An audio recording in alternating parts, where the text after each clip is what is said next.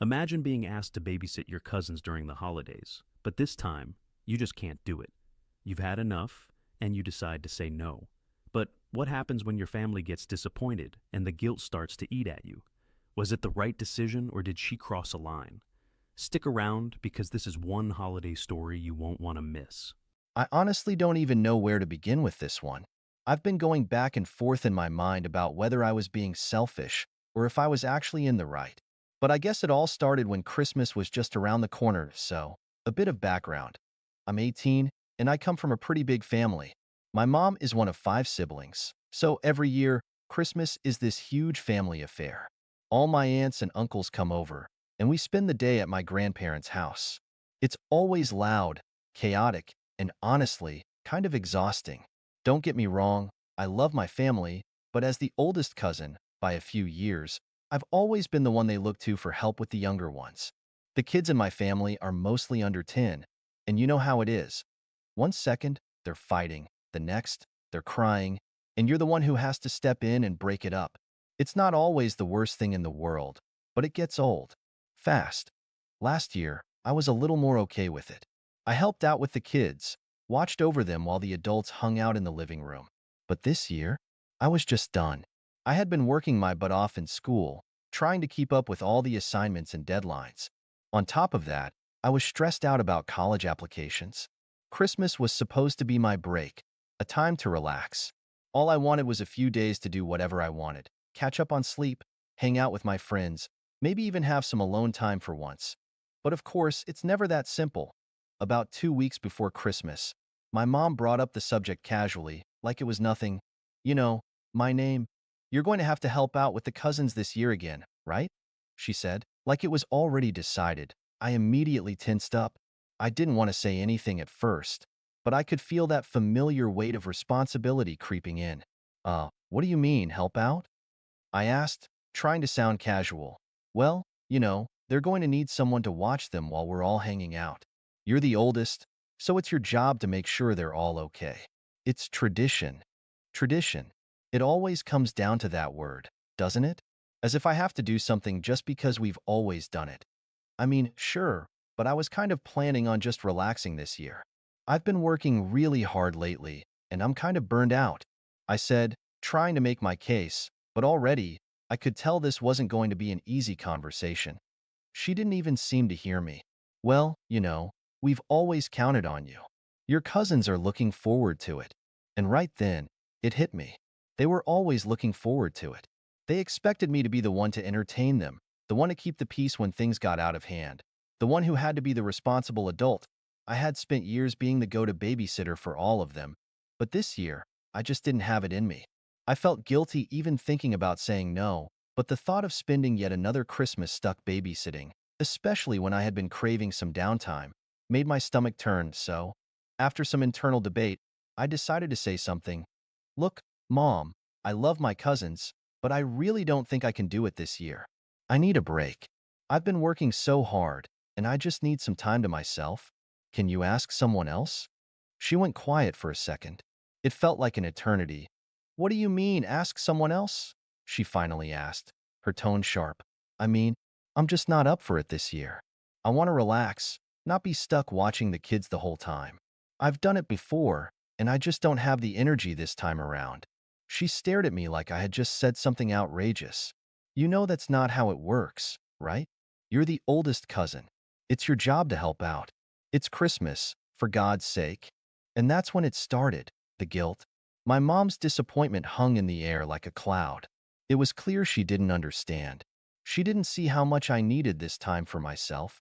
All she saw was the tradition, the expectation, and how I was letting it all fall apart by not fulfilling my role. I tried to explain more, but it felt pointless. She was already upset, and I could see it in her face. I just don't think it's fair to always ask me to do it. I need to focus on myself this time. Please understand. She didn't say anything else after that. Instead, she walked out of the room, leaving me there, feeling like the world's worst daughter. The days leading up to Christmas felt off. Every time I passed my mom, she would shoot me a look, like she was trying to gauge whether I'd change my mind.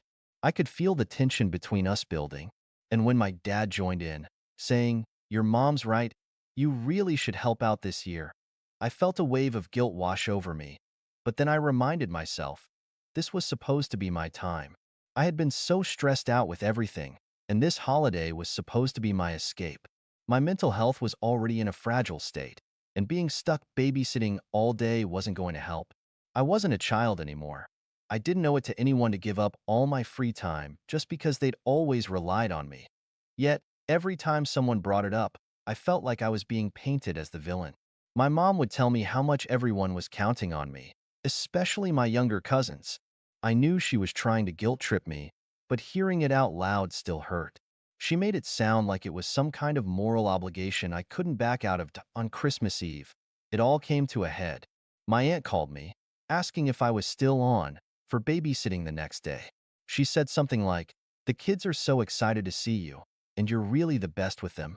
I could tell she was trying to flatter me into saying yes, but it didn't work. I took a deep breath and said, "I'm really sorry, but I can't do it this year. I've been feeling really burnt out, and I just need to focus on myself this time." There was a pause on the other end of the line, and then my aunt's voice changed. She sounded disappointed, almost hurt. "Well, I guess we'll have to figure something else out. It's a shame, though." Her words stung, and suddenly I felt like the most selfish person on earth. I just wanted to make everything easier, to do what was expected of me, but every time I tried to help, it felt like I was losing myself in the process. I was starting to question if maybe I was just being a spoiled brat. Maybe I should have just sucked it up and gone along with it. But then, just as I was about to spiral into that familiar place of self-doubt, I remembered something that I'd been trying to avoid. Why do I have to be the one to do this every year? I love my cousins, but I wasn't their babysitter. I wasn't a robot programmed to just do what everyone asked. I had my own life, my own responsibilities. And this year, I needed to put myself first. Still, when I walked into the kitchen on Christmas morning, the atmosphere felt tense. My mom was there, looking like she had been holding back something all morning. She greeted me with a forced smile, but I could see the disappointment lingering in her eyes. "Morning," I said, trying to keep it casual. "Morning," she replied, her tone flat. "Your cousins are going to be so sad you're not helping out today. They really look up to you." I just nodded, not really knowing how to respond. I had already said my piece, and I wasn't going to apologize for wanting a break. But I couldn't help but feel the weight of her words. Later that day, when we all gathered around the Christmas tree, I saw my cousins running around, laughing, playing games with the adults, and in that moment, something shifted inside me. There they were, all having a great time.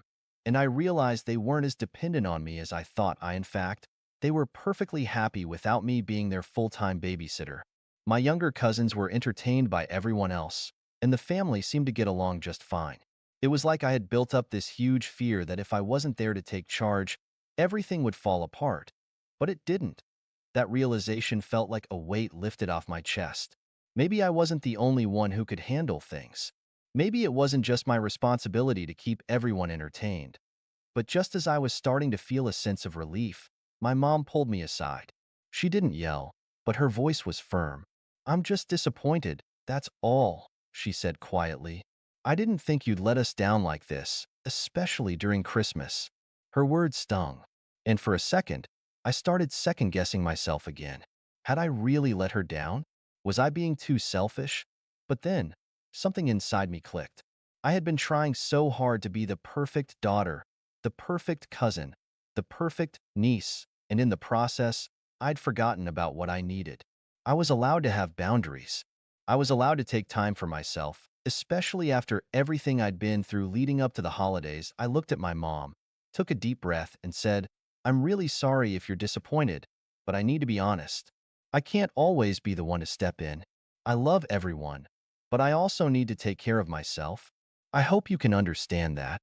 There was a long pause before she sighed and nodded. "I understand," she said, though I could tell she wasn't completely happy about it. But at least she wasn't angry anymore. The rest of Christmas Day was surprisingly peaceful, given the tension earlier. My cousins had moved on from their disappointment, and the adults were busy chatting and catching up. At some point, my younger cousins stopped running around and joined the adults for presents. I could see them enjoying themselves without needing my constant attention, and I felt a strange mix of pride and relief. Why Mom, though, still seemed a little distant. We didn't talk much after that conversation, but every time I caught her eye, I could tell she was still processing what I'd said. There was a sense of finality to it. She didn't argue anymore, but I could see she was still hurt. It stung to know that she didn't fully understand why I had made my decision, but part of me knew that I couldn't make everyone happy all the time, especially at my own expense. It wasn't until later that evening, after most of the guests had left and we were all winding down, that my mom and I ended up in the kitchen together. She was putting away leftovers, and I was just kind of standing there, unsure of what to say. It felt like the perfect moment to maybe clear the air a bit. She finally broke the silence. You know, I don't want to fight about this anymore, she said, looking down at the dishes. But I hope you understand. It's hard for me to see you not want to help. You're the oldest, and I think I just want you to be that role model for your cousins. They look up to you. I hesitated, unsure how to respond. This was the same argument she'd given me 1,000 times, but it didn't feel as sharp now. It felt more like an attempt to bridge the gap between us. I could tell she didn't want this to hang over us forever. I know, I said softly. I get why you want me to help, and I know it's a tradition, but it's also okay to change things sometimes. It's okay for me to have a break too. I want to be there for my cousins, but I also need to be there for myself. She didn't say anything for a moment, and I worried I hadn't gotten through to her. But then she sighed, and when she spoke again, her tone was softer. I guess I've just been used to you always stepping up, and I didn't realize how much you needed a break. She paused, glancing at me. Maybe I was expecting too much from you this year. The weight of her words hit me, and for the first time all day, I felt like maybe she actually understood. I wasn't just some selfish teenager to her. I was someone who had her own needs and boundaries. And maybe, just maybe, I wasn't as wrong as I had thought. I'm sorry if I hurt you, I said, looking down at the counter. I never meant to make you feel like I didn't care about our family. I do, but I just needed to take care of myself too. She reached out and gave my hand a quick squeeze. I get it, and I'm proud of you for standing up for yourself, even if it's hard for me to let go of some of those old expectations. I smiled, a weight lifting off my chest. Thanks, Mom. As we finished cleaning up together, I felt like the tension between us had started to ease. It wasn't a perfect resolution, and I knew there would be more conversations like this in the future, but for now, it felt like we were both learning to see things from each other's perspectives. Later that night, as I was getting ready for bed, I thought about everything that had happened. For the first time in a long while, I felt okay with the decision I had made. I hadn't just done what everyone expected. I had listened to myself and recognized that my needs mattered too. Maybe next year, I'd be more willing to help out with the kids, but only if I was truly in the right mental space for it. And maybe I'd stop feeling so guilty for taking time for myself. The next few days after Christmas felt surprisingly calm. My mom and I didn't talk about the babysitting situation again, but I could tell there was a quieter understanding between us. It was like we'd both been holding our breath for a while, waiting for the other to make a move, and now the air had cleared. However, the lingering self-doubt I had felt before Christmas still crept in every now and then. Every time I saw my cousins or interacted with my extended family, a little voice in the back of my head whispered that maybe I should have stepped up. Maybe I should have sacrificed my time for everyone else like I had in the past. After all, family was supposed to come first, right? It wasn't until New Year's Eve that I really started to reflect on everything. The whole family had gathered for a small celebration at my aunt's house. As usual, my cousins were running around, laughing and playing games. And as usual, I was sitting on the sidelines, feeling a little bit like an outsider. But this time, I wasn't stressed. I wasn't constantly checking the clock or wondering if I was missing out on something by not playing the helper role. Then, my aunt, who had been the one who originally asked me to babysit, pulled me aside while everyone else was busy with the countdown. She had a serious look on her face, and for a split second, I panicked, wondering if I had somehow ruined Christmas by standing my ground. Hey, she said softly, I just wanted to say something. I've been thinking about what happened with the babysitting, and I feel like maybe I should have been more understanding. I didn't realize how much you needed a break. Her words caught me off guard. For all the guilt and pressure I'd been feeling since Christmas, this moment felt like a quiet acknowledgement of my needs. It was like she was telling me that it was okay to have boundaries, even with family. I appreciate you saying that, I replied, genuinely surprised. It's been hard for me to know where to draw the line sometimes, especially with family, but it felt like this year, I really needed to just step back.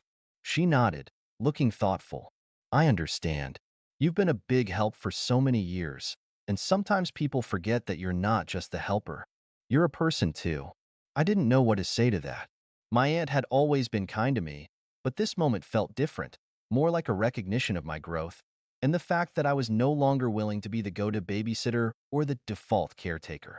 I was allowed to take care of myself, and that wasn't something I should apologize for. Before I could respond, my aunt reached over and gave my shoulder a reassuring squeeze.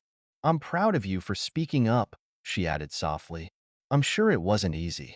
It's a hard balance to find, but you did the right thing. I felt a warmth spread through me at her words. It wasn't the kind of validation I had expected, but it was the kind that made me realize I hadn't made the wrong decision after all. My family wasn't going to collapse just because I wasn't the one running after the kids.